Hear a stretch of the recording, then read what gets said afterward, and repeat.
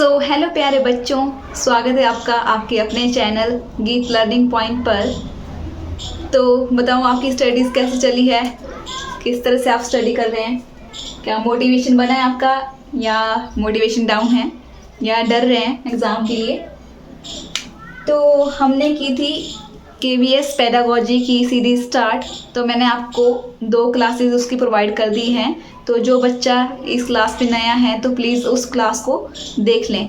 जो पहले की 2 क्लासेस मैंने अपलोड किए हैं तो आप उनको पहले देख सकते हैं और उसके बाद आज की क्लास देख सकते हैं। तो आज हम पढ़ने वाले हैं एडोलसेंस के बारे में। तो इससे भी काफ़ी क्वेश्चन आ जाते हैं, अंडरस्टैंडिंग द एडोलसेंस। तो हमने कल क्या पढ़ लिया था? तो कल मैंने आपको डेवलपमेंट टास्क बताए थे और डेवलपमेंट की जो स्टेजेस हैं वो मैंने आपके साथ बताई थी कल की कौन कौन से स्टेजेस हैं डेवलपमेंट की। और उससे पहले हमने ग्रोथ और डेवलपमेंट में डिफरेंस देख लिया था कि ग्रोथ क्या होता है और डेवलपमेंट क्या होता है, और जो ग्रोथ की डायरेक्शन और उसके क्या किस प्रिंसिपल पर आपका डेवलपमेंट काम करता है, तो हमने वो कर लिया। तो आज चलेंगे हम एडोलसेंस के ऊपर। तो अभी इसको समझना भी क्या है, बहुत ज़्यादा इम्पॉर्टेंट है। एडोलसेंस बहुत ही इम्पॉर्टेंट टॉपिक है।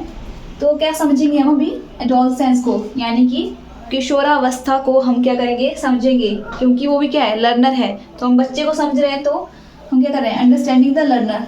जो बच्चा सीखने वाला है उसको हम समझ रहे हैं। तो अब इसमें किसको पढ़ेंगे हम, एडोलसेंस को। एडोलसेंस कौन सा बच्चा हो जो 12 to 18 ईयर्स, और किसी किसी बुक्स में 13 to 19 भी लिखा होता है। तो ये देख लेना आप कि आपको किस हिसाब से ऑप्शन दी होगी, तो वहाँ पे वैसे आप टिक कर सकते हैं। और याद रखना कि जो आपका वर्ल्ड हेल्थ ऑर्गेनाइजेशन है, ये मैंने आपको कल भी बताया था, जो WHO है, उसने एडोलसेंस को कौन सा पीरियड बोला उसने, 10 से 19 साल का जो बच्चा होता है उसको क्या बोला उसने कि वो क्या है, एडोलसेंस है। तो अगर क्वेश्चन में आपको WHO लिखा मिलेगा तो वहाँ पे आपने क्या करना है, 10 से 19 साल टिक करना है, ठीक है। तो अभी हम जानेंगे कि एडोलसेंस है क्या। तो ये जो एडोलसेंस है ना, ये वर्ड कहाँ से लिया गया है, एक लेटिन वर्ड है, लेटिन भाषा का वर्ड है एडोलसेयर, उससे लिया गया है आपका क्या, एडोलसेंस। तो इसका मतलब क्या है, टू ग्रो टू मैच्योर, यानी कि मैच्योरिटी की तरफ आगे बढ़ना, उसी को हम क्या बोलेंगे, एडोलसेंस।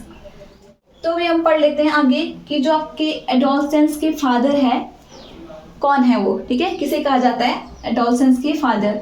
तो किसे कहा जाता है, स्टैनले हॉल। तो मैंने आपको कल भी पढ़ाया था कि जो स्टैनले हॉल है उसने क्या बोला था एडोलसेंस को, स्ट्रेस एंड स्टॉर्म की एज बोला था उसने। तो उसी को हम क्या कहते हैं, उसी को हम क्या बोलते हैं, फादर ऑफ एडोलसेंस, ठीक है। और उसी ने ये वाली आपकी लाइन बताई थी एडोलसेंस के लिए कि जो एडोलसेंस है वो स्ट्रेस और स्टॉर्म का पीरियड है। समझ आ गया ना आपको। अभी कुछ इंपॉर्टेंट पॉइंट्स जो एडोलसेंस से रिलेटेड हैं उसको आप याद रखना, और यहाँ से क्वेश्चन आ जाते हैं डायरेक्ट, ठीक है। तो सबसे पहला है कि जो आपका एडोलसेंस है ना, इसको टीनेज भी कहा जाता है और एज ऑफ ब्यूटी भी कहा जाता है।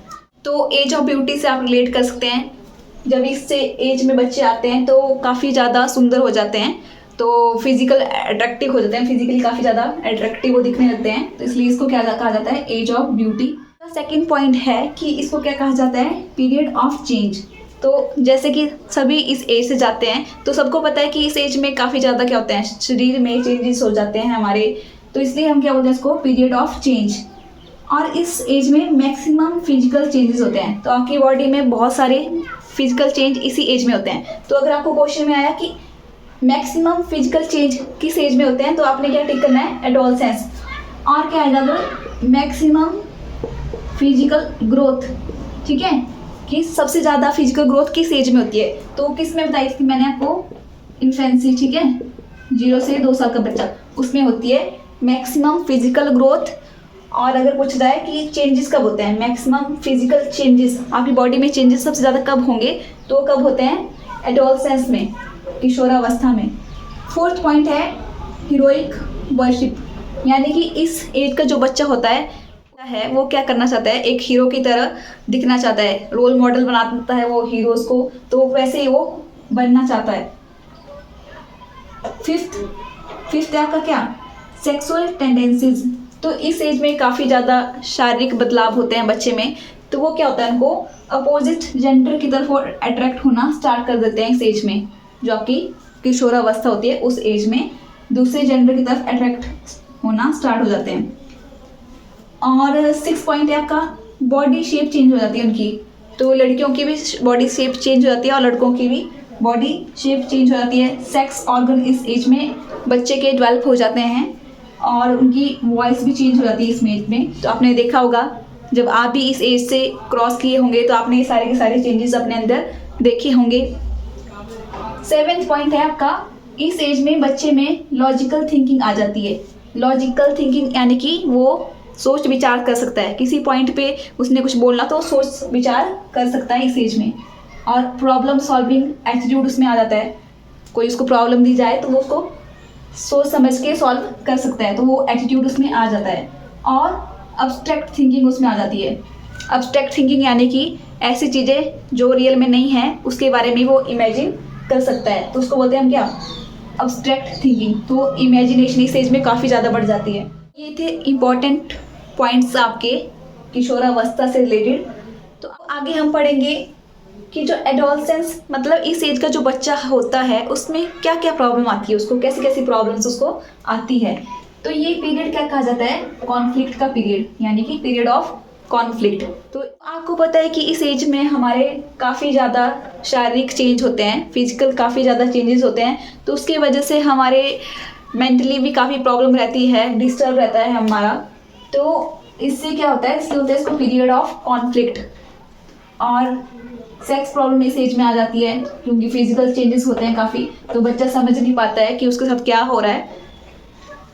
और सोशल प्रॉब्लम आ जाती है उसको, वो एडजस्ट नहीं कर पाता है। जैसे इस एज के बच्चे आपने आसपास आपने देखे होंगे तो वो अपने पेरेंट्स से भी काफ़ी ज़्यादा लड़ाइयाँ करते हैं, एडजस्ट नहीं कर पाते हैं, ना पेरेंट्स उनको समझ पाते हैं ना बच्चे पेरेंट्स को समझ पाते हैं। तो एडजस्ट होने में उनको काफ़ी ज़्यादा प्रॉब्लम होती है अपने पेरेंट्स के साथ, अपने टीचर्स के साथ, जो भी आपकी सराउंडिंग है उनके साथ।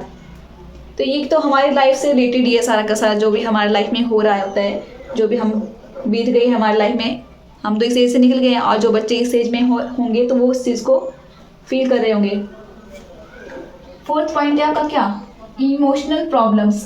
तो इस एज में इमोशनली भी बच्चा बहुत ज़्यादा डिस्टर्ब रहता है, वो डरा हुआ रहता है, उसके अंदर गुस्सा रहता है, एंगर रहता है और अफेक्शन अट्रैक्ट हो जाता है वो अपोजिट जेंडर की तरफ। और भी बहुत ज़्यादा परेशानियाँ रहती है उसके लाइफ में, उसको लगता है कि उसकी लाइफ में ही सारी परेशानी है, सभी उसी को टारगेट कर रहे हैं। तो ये सारी चीज़ें किस में होती है, आपकी एडोलसेंस की प्रॉब्लम्स हैं।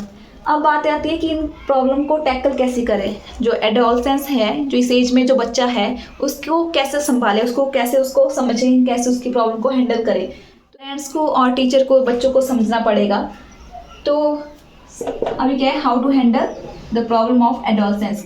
तो जो पेरेंट्स हैं उनको अपने बच्चे के साथ अच्छे से कम्युनिकेट करना चाहिए इस एज में, उनको समझना चाहिए, उनके दिल में क्या चल रहा है उसको जानने की कोशिश करनी चाहिए, उनके साथ फ्रेंडली रहना चाहिए और उनको सेक्स एजुकेशन प्रोवाइड करनी चाहिए स्कूल्स में। तो टीचर की ड्यूटी होनी चाहिए कि उनको सेक्स एजुकेशन स्कूल में प्रोवाइड करें ताकि बच्चे समझें कि उनके साथ क्या चेंजेस हो रहे हैं, उस पर वो ज़्यादा ओवर रिएक्ट ना करें।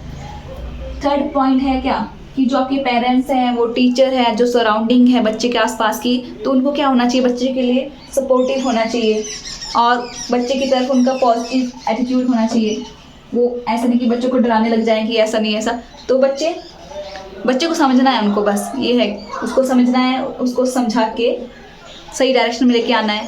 हो गया आपके क्या प्रॉब्लम्स कैसे हैंडल करनी है बच्चे की, और कुछ प्रॉब्लम्स थी और ये हमने किशोरावस्था के कुछ इंपॉर्टेंट पॉइंट पढ़ लिए और मीनिंग पढ़ लिया एडोलसेंस का, और उसकी एज देख ली कि एडोलसेंस की एज क्या है। तो ये एडोलसेंस का टॉपिक यहीं पर ख़त्म होता है। तो अभी कल करेंगे हम नेक्स्ट टॉपिक, तो इसके आप अच्छे से नोट्स बना लेना, या मैं टेलीग्राम पे इसका ही आपको स्क्रीनशॉट प्रोवाइड कर दूँगी पहले ही, तो आप देख लेना कि आपको कैसे सही लगता है।